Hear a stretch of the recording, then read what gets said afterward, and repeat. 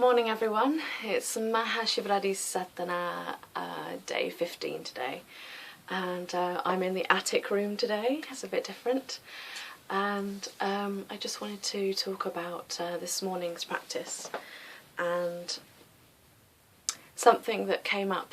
Basically, I'm at the top of the house here, so downstairs the next door neighbour had either one of those hedge cutters or a kind of small chainsaw, and it was making quite a lot of noise, but it's just something I wanted to talk about because whether it's your family talking in other rooms while you're doing your yoga practice, or if it's external noise from outside your house, or noises that are coming into the room where you are, it's always going to happen, whether it's an aeroplane or the TV next door, or it could be anything.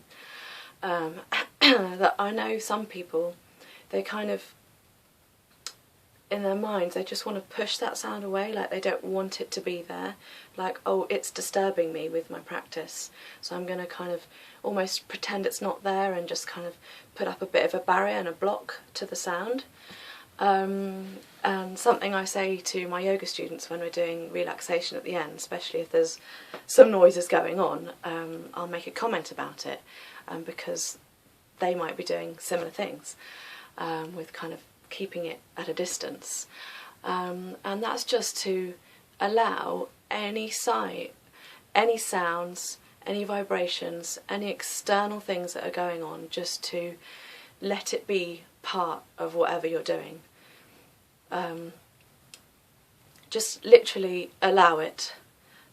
It can be part of your awareness, and it's kind of part of your consciousness of what you're doing, but just let it be there. And without basically labelling it as a positive or a negative sound. It's just there. It's hard to really put it in any other words apart from that.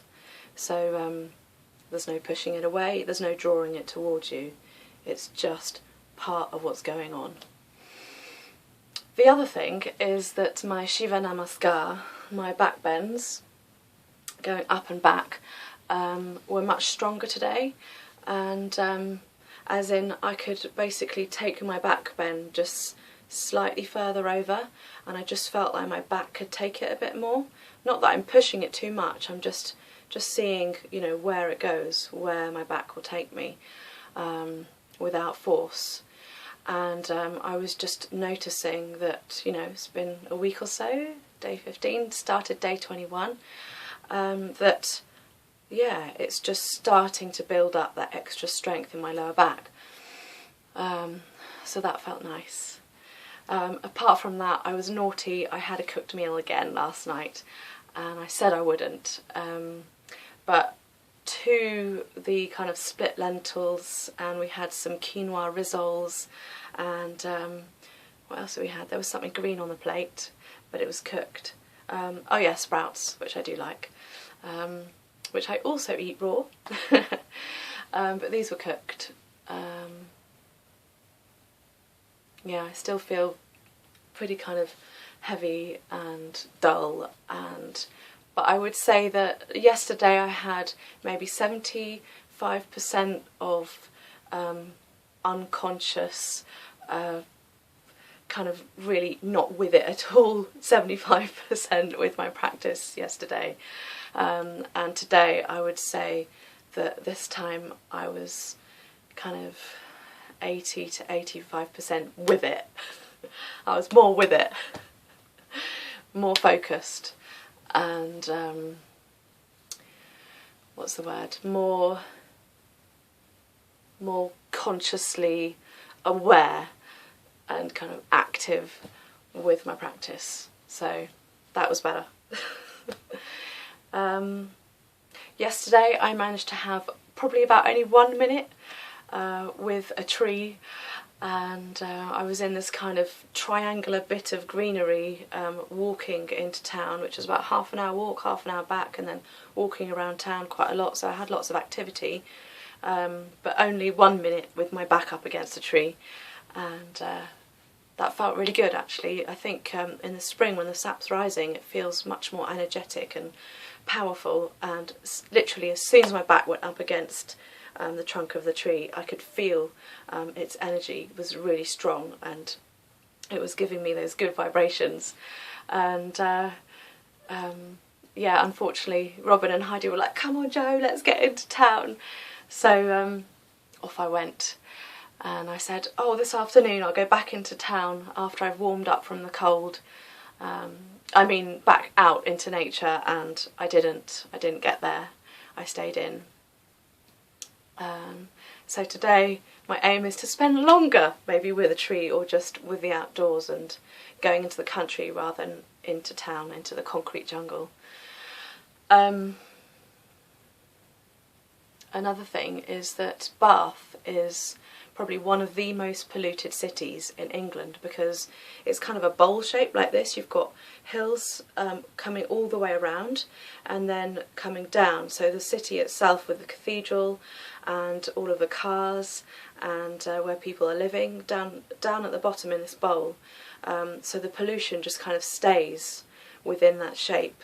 And I'm really noticing the smell of the air is just really horrible, really polluted, kind of thick and smelly, and compared to where I live in France it's completely the other end of the spectrum.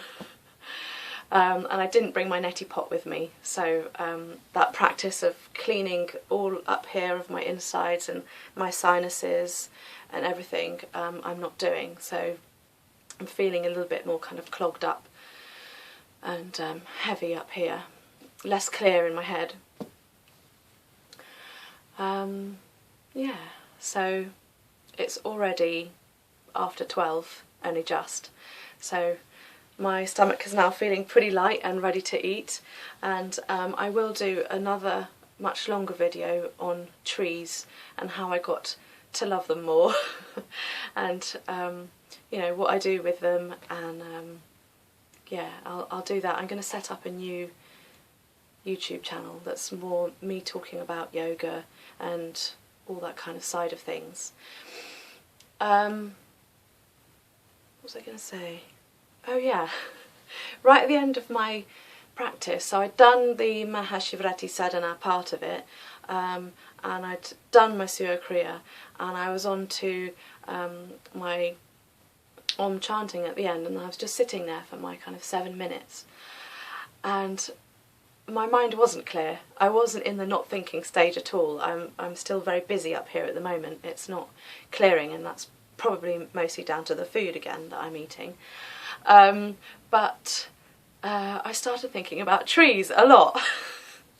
It came into my mind, and I was just kind of remembering the kind of connection that I have with trees, and how I feel when I'm with them, and just started thinking about how amazing they are, and how probably most trees that I have are way older than I am, way older than most human beings even grow till, human beings mostly die at the kind of aged 80, 90 if you're lucky kind of thing.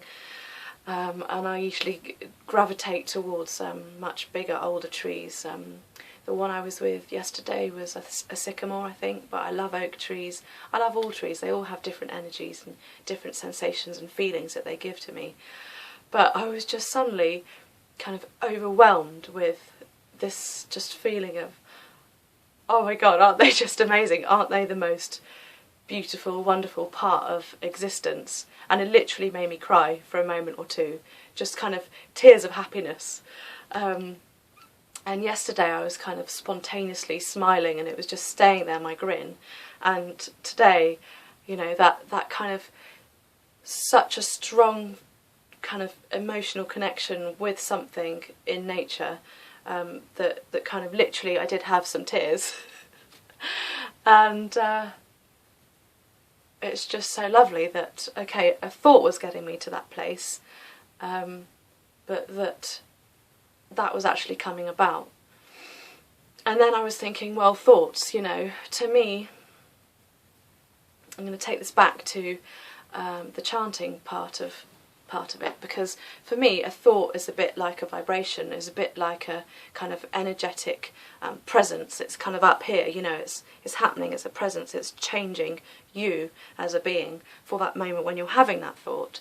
And so when you're chanting, it's almost like the sound and that vibration is eliminating thoughts, because you're so focused on that vibration, on that sound, that a thought can't really come about. It can, but not so easily.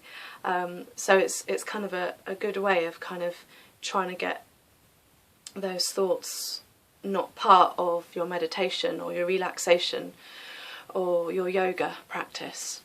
So that's another reason why chanting is really great. Anything else before I sign off? Probably not. But yeah, I hope my Mahashivratri Day 15 was interesting for you, my little ramblings about it. And I'll probably see you again before day 21. I'm doing 21 days, but it's the 24th of February that is the final moment, the final day when it all finishes. So yeah, without a cooked meal tonight, hopefully I'll feel a lot clearer and less rambly tomorrow and more straight to the point. Goodbye.